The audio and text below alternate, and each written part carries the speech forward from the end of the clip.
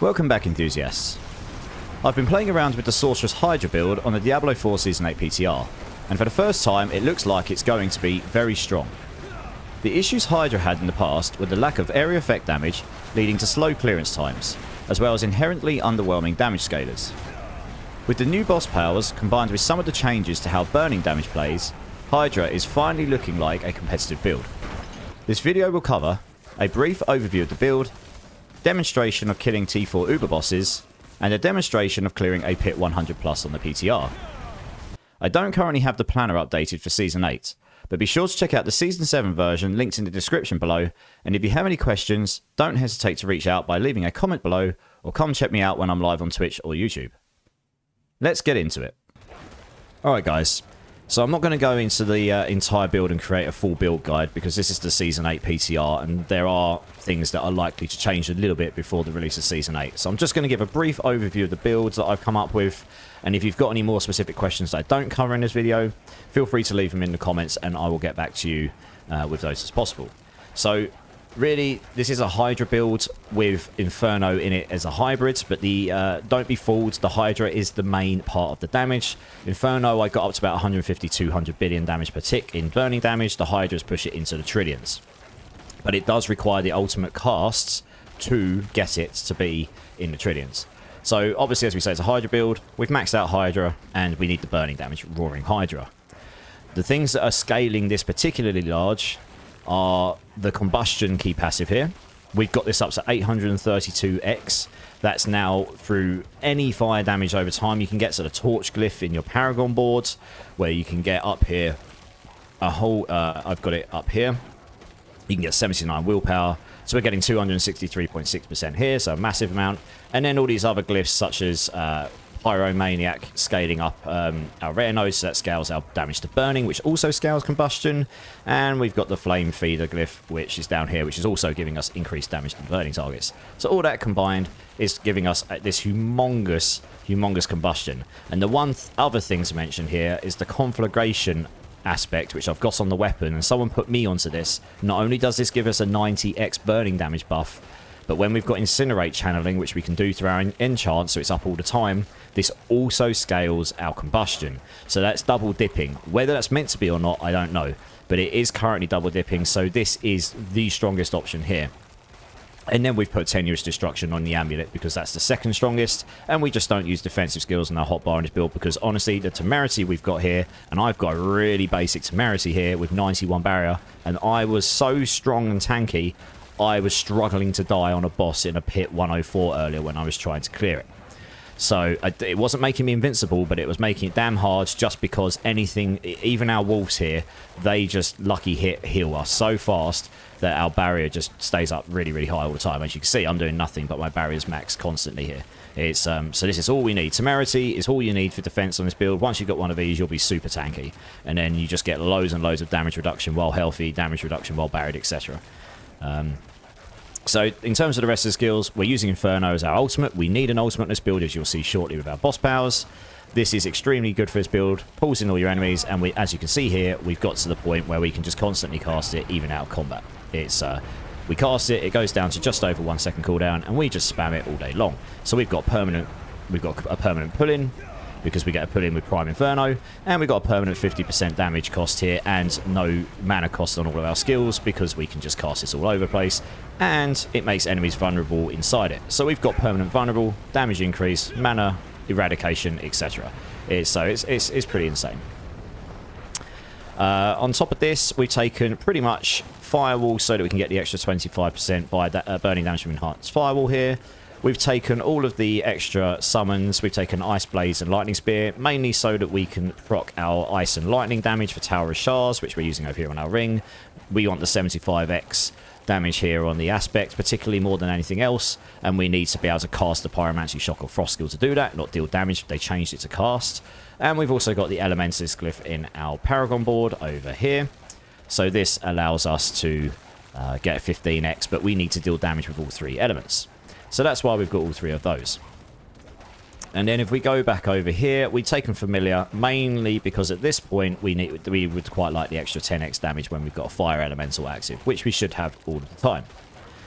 In terms of passives, Oh, sorry. We have changed this recently as well to use teleport. I wasn't originally. We use this on the enchants. We can't use it on the hotbar if we've got tenuous destruction on. So like most builds, we've got this on for a bit of mobility. We've also got it with mystical teleport to generate crackling energy. And the reason we've got that is because we want to be able to proc convulsions here. This was changed. And if we've got convulsions up, so you pick up crackling energy and it's active, you get per rank 5x increased generic damage. So the more, that's why I got 14 ranks here. That gives me 70x damage. You can get higher if you get better rolls on your gear and such. But yeah, this is very strong. So I think a lot of Sorc builds are probably going to end up using this season. In terms of the rest of the board, we've honestly just taken pretty much all the generic damage nodes. So we've gone Soulfire, you know, damage, Endless Pyre, Elemental Synergies, Hoarfrost, because our walls are constantly freezing enemies. They're completely cracked for frost damage, so this is easy to proc. Permafrost, we've got Ice Blades and Hotbar. Icy Touch, we're always making the enemies vulnerable. Inner Flames, because we want to be healthy all the time. Primordial Binding is absolutely imperative for any summon build on this build. You got 10 stacks, 10 ranks, and you get 10 stacks. So I'm up at 200x summon damage when we've got 10 stacks. And as you can see, I'm not even doing anything, and I'm between 6 and 10 with that rune on, with the Save Rune and Wolf. So that makes it super easy to keep up all the time. Glass Cannon for extra damage. And we've taken Potent Warding for the extra resistances, making it easier to cap them. And we've maxed out Warmth ranks because it means in combat it makes it even easier for us to just generate extra life, meaning our temerity is even stronger. And pretty much that covers the skill tree here. In terms of the Paragon boards, so we've gone through a couple of bits already, but for the very first time we are using all of the 3 fire glyphs. We are using Flame Feeder, we are using Torch, and we are using Pyromaniac. And no matter what you think about the Torch's aspects being a bit naff for single target, it is extremely strong for scaling combustion. So either way, these are all very good. They now all scale combustion. They're all brilliant for burning builds. They've all got multipliers in them, and they all give us the damage that helps us. So they're all brilliant. We put Torch over here in the Fundamental Release board, because Fundamental Release just gives us extra 50x damage and makes our ultimate stronger very easily. It's got all the generic stuff in the board, like increased. We've got damage to burning here. This allows us to scale up our combustion. We've got crit damage as well, and crit damage if we want up 600% on our items of Paragon, so we can scale one of our new boss powers, as I'll go through shortly. And we can get 79 willpower here, so this allows us to scale Torch as much as possible. We put Flame Feeder down here, which is not the way to get the most damage out of it, but we need to put Pyromaniac in the other place where Flame Feeder would go, as I'll explain in a second. But this gives us a bunch of damage to burning. Up in the Burning Instinct board, you absolutely need this for burning build. It gives us 90x burning damage. And the Pyromaniac glyph goes here because it scales our rare nodes. And in here we've got a damage to burning rare node, and we've got a crit strike damage rare node. And both of these help us very much in scaling our damage. Burning damage directly on our combustion, the crit damage in scaling our boss power for our Beastmaster's boss power, and that scales our summon damage, as I'll show you shortly. And we get a load of damage to burning on his board as well, so this is all really nice for us. In terms of the other boards, this one's pretty good for summon builds. So we're using Elemental Summoner, 60x damage easily achieved, attack speed, which help, and additive conjuration damage, a whole bucket load of conjuration damage here with the Conjurer rune glyph. And we've got a whole load of non-physical and attack speeds, conjuration cooldowns, max life. And I've taken some impairment reduction because we don't have a way of becoming permanently unstoppable in this build. So this just tries to help us not get permanent CC'd everywhere. So that helps a little bit. And in our final board, we're taking the generic Frigid Fate because we are making enemies vulnerable a lot. And this just gives us a bucket load of damage there on top of max life, non-physical, vulnerable, damage reduction to vulnerable enemies, which is just another source of damage reduction. And a little bit of lucky hit chance, which helps us with some of our Orange Herald procs. So all in all, that is generally the Paragon board. I'll just scroll through them so you can go through the video and match them up if you want to. So you can see here, we just come across here, and we go up here, and then we go over here. And hopefully you can stop that and put that together. Okay, so the gear, we'll just go through this quickly. We've got the Harlequin's Crest on. We want the cooldown reduction here. It solves our armor for us. 4 ranks in Inferno, 4 ranks in Hydra. Absolutely brilliant for this build. Damage reduction is always handy as well. And as we said before, we got the Zan and Zek runes in here for ultimate skill use. giving us ultimate skill cooldown reduction. We're using Shroud of False Death here, gives us a bucket load of intelligence, max life is nice, and gives us +1 to all our passives, particularly useful when we can get a +1 to Primordial Binding, which is very strong. I did try Arraignments here, but on this build it didn't feel that much better. On other builds it probably would be a lot better, but on this one you do get the Primordial Binding, so it becomes a lot less, the gap between them becomes a lot less. It's nice for grabbing enemies and pulling them together, but yeah, I preferred the Shroud of False Death myself when I was playing it, but you can absolutely try playing around with other things if you feel like it. As we went before, we've got the Tower of Shards as well. Self-explanatory for the 75x damage, and Potent Warding's quite nice. The cooldown reduction's not that great because it's diminishing returns, so I'd probably triple into non-physical damage here if I had a better one. Gloves, we've got some legendaries. Intelligence, we would want intelligence, attack speed, damage over time here. The damage over time would scale not our boss powers and our own burning damage, so it double dips. Hydra damage here for the temper, which gives us extra Hydra damage, scaling our burning damage from the Hydras. And convulsions, we would probably want to triple masterwork in convulsions here, so that we can get the extra multiplicative damage with crackling energy up. And we've got the engulfing flames aspect because it gives us one of the largest multipliers total to our burning enemies and burning damage. So this is very strong here. We've already gone over the temerities for tankiness. Boots, intelligence, max life, movement speed. Intelligence is probably the best thing here for damage, but all of these are fine. Evade cooldown to help us be able to teleport a little bit quicker. Convulsions, which has allowed us to get even more damage on our convulsion when we've got crackling energy active. But you absolutely need a pair of boots that's got attacks, reduce, evades cooldown on it. If you don't have this, you're going to struggle to keep your evade up often enough to be able to keep crackling energy active. And we've taken the Orange Herald aspect to help just make it even faster for us to cast our ultimate over and over again. You can, as I've demonstrated, you don't actually need the Orange Herald to be able to cast it often enough to be useful. This just makes it absolutely like almost instantaneous usage. Basically no cooldown whatsoever. It's completely silly. We've gone over the weapon, but the most important thing here is the extra Hydra heads. So casted Hydras have +12 heads. This allows you to have 48 Hydra heads when you've got your 3 circles. So if I demonstrate here, we've got 1, 2, 3, and each of those have got 16 heads. So that's 48 heads. So you want the triple there, a bucket load of extra Hydra damage, damage over time to scale our burning damage and to scale our boss power, burning damage, intelligence for more damage. That scales our boss powers damage as well, and maximum life for a bit of tankiness.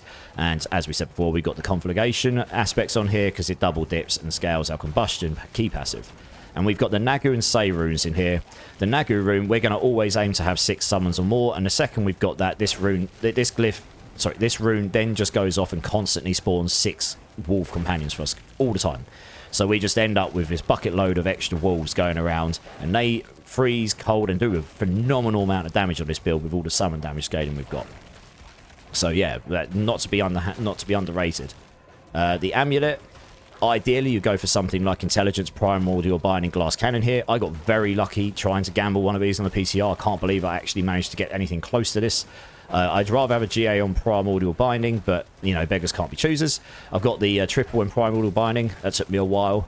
So that's just all damage. And then Inferno cooldown reduction helps get our ultimate cooldown low enough. Hydra damage for extra additive damage. And then we take Continuous Destruction because it's one of the biggest multipliers available to us. But we can't use defensive skills on our action bar. So if you do want to use defensive skills in your action bar, you won't be able to use this. But I don't. And we've got a skull socketed in here, because that just helps us cap our armor, and as you can see, we're pretty much there. We've got a diamond in the Tower of Shards. That helps get our resistances a bit higher. And our final ring, we're using the Serpentines aspect, as we said, because this allows us to get that extra 3rd Hydra active, and it allows them to last a bit longer. In an ideal world, this would be stronger. It would give us a longer duration. It would give us damage. It would give us AoE. I don't know. There's so many things you could do. It's a bit underwhelming right now, but it's the best of what we got. And having an extra set of Hydras is a 50% increase of damage to the Hydras here. The reason we've gone for crit damage on this rather than damage over time is because of our boss power. Now, I'll go through this one now because it makes sense to. So the Beastmaster's training here, it is only a blue one, but this is extremely strong for summon builds. It gives us 5x damage to summons, but it also gives us an extra 0.25x for every 1% of critical strike damage we have on items and Paragon. Nowhere else but just those 2 places. And when you're at max rank, you can get up to 150% multiplicative summon damage, which is huge. So you need 600% critical damage on your items and Paragon, or near around about stat, to get to your 150x. Now, if I remember rightly, I'm just under 600, so I don't actually know why that says 150, but I am at 591.8 there. You can see I've got higher in this UI here, but over on the left, you can see I've got 591.8, so I'm close enough. And that basically gives me the maximum damage from this. So to achieve this, I did go for a GA crit on my ring here, and I got a maximum critical strike damage on the temper as well, and that just...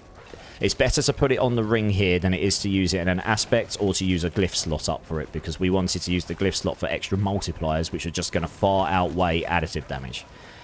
So that's what we did here. And we've put another armor socketable here and here, again, to just cap our armor out. And as you can see, my resistances are a bit down on lightning, poison, and shadow, but with potent warding, the second we cast a skill, these are all going to be capped, so I'm not worried about this at all. So that sort of covers the gear. We've got topazes in the spare slots in the armor just to give us more intelligence. You can see we're at 3,000 plus intelligence here, 10,000 life. We got loads of additive damage here, 1,000 invulnerable, 2,000 burning, you know, a bunch of fire damage, 1,500 conjuration. It doesn't show the Hydra damage, but you've seen we've got a bucket load of that. And yeah, we've got capped out movement speed when we've got our summons out, which is to be expected. And so on and so on. So the build is pretty well rounded here. Our attack speed's not quite capped. I think we're sitting at, when we use an attack speed potion, it's about 66. We can get a bit more with a GA here. And then once our ice blades come in, we will get to about 100 plus. The attack speed from the ice blades goes into attack speed bucket 2. So you could go over 100% here. But it's pretty hard to achieve with this current setup, so I might need to play around with that to see if we get more, because the base attack speed does scale our Hydras. Pyromancy attack speed does not, unfortunately, but generic attack speed does. Okay, boss powers. Pretty important.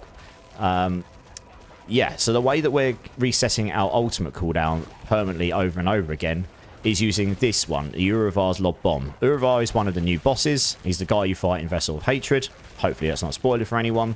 And this means every time you cast an ultimate skill, you lob 4 bombs, and you reduce your ultimate skill by 5 seconds. So that, in conjunction with the ultimate skill cooldown use and cooldown here with the Zan and Zek, means we've got 6.5 second cooldown on our ultimate straight away. And then we just need to get below 2 seconds, which we've gone through all the other cooldowns to get there. And then Orange Herald, 1 proc of this will just reset it instantaneously. So this is very, very powerful for Inferno. You can get permanent Inferno without using Flicker Steps. It also is very easy for us to just permanently activate all the rest of our skills. So for those that haven't tried it yet, you get 1 main skill here, and then you get 3 that you can put in that are modifiers, like supports. And as you can see on every skill here, you've got a main and a modifier. The ones here get the modifier section, and the one up here gets the main section. So this skill here right now, and Daryl's Flaming Skull, is a bit busted. This is likely to get looked at before Season 8, but I'm not too worried because I tried a pit run without any boss powers in at all, and I did a pit 70. I did it with just these 2 in, and I did a pit 8, nearly did a pit 80 without these in. And I know that doesn't sound very high, but with the way the pits are scaling right now, that's actually quite high. And you would absolutely have 2 more skills in to be able to scale your damage. So this build, regardless, unless they go really, really deep and dangerous on the burning, which I hope they don't, this should still be a competitive build. And Daryl's here, what it does is it gives us multiplicative increased burning damage, but it also makes all of our attacks do extra burn damage, and a lot of it. I think mine scales up to about 42 million damage over 3 seconds per attack. With 48 Hydras times 42 million, you're getting into the high billions and trillions pretty quickly, which is where that's where the burn damage is coming from.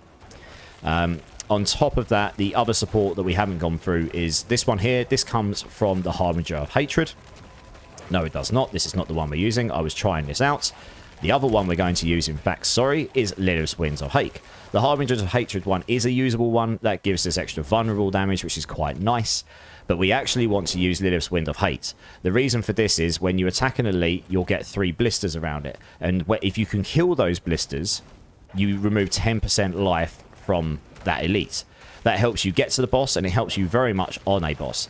This does mean when you're on the ultra pit pushing and you get to bosses that you're really killing very slowly, this becomes a little bit less useful because you have to kill them within 15 seconds. And if you can't, they just end up eating damage. So for Hydras, they end up diverting the damage a bit, which makes it a little bit less useful, which is why I was testing the Harbinger of Hatred one to see if that would work better, and it sort of did and sort of didn't. I still need to do a bit more testing. But to get to the 100 plus pits, this is very good. All the way out to pit 100, you can just blast bosses with this. You kill 10 of these, the boss is dead. So this is very, very strong. This might get a little bit nerfed, but either way, even if both of these get 50% nerfed, this build is going to do a 90 to 100 pit regardless. So this is good. So this is the setup I've worked out. The one that all the other burn builds are using is Cinerat's Flames. This is for mobility skills. They're constantly teleporting. They're getting burning damage from it. This could get looked at as well. I mean, there's a number of things. The burning damage stuff seems very strong right now. That in conjunction with Andariel's seems very broken. So we'll see. We'll have to see what they come up with. But for now, this seems to work very well for this build. I'm pretty happy with the all-roundedness of this. The permanent use of Inferno for crowd control is really nice. And it just feels like a true Burning Hydra build. So that's really cool. But we've got Mercenaries. I've been using right here. For the hired one, you could use Subo here, but I'd need to level him up to test him, and because I was using these to level up, these had all the skills unlocked already. And Variana gives us a bit of extra attack speed through use of Bloodthirst, so that's pretty handy, pretty cool. I think just after this, I'm just going to go through demonstrating a couple of the high-end T4 bosses.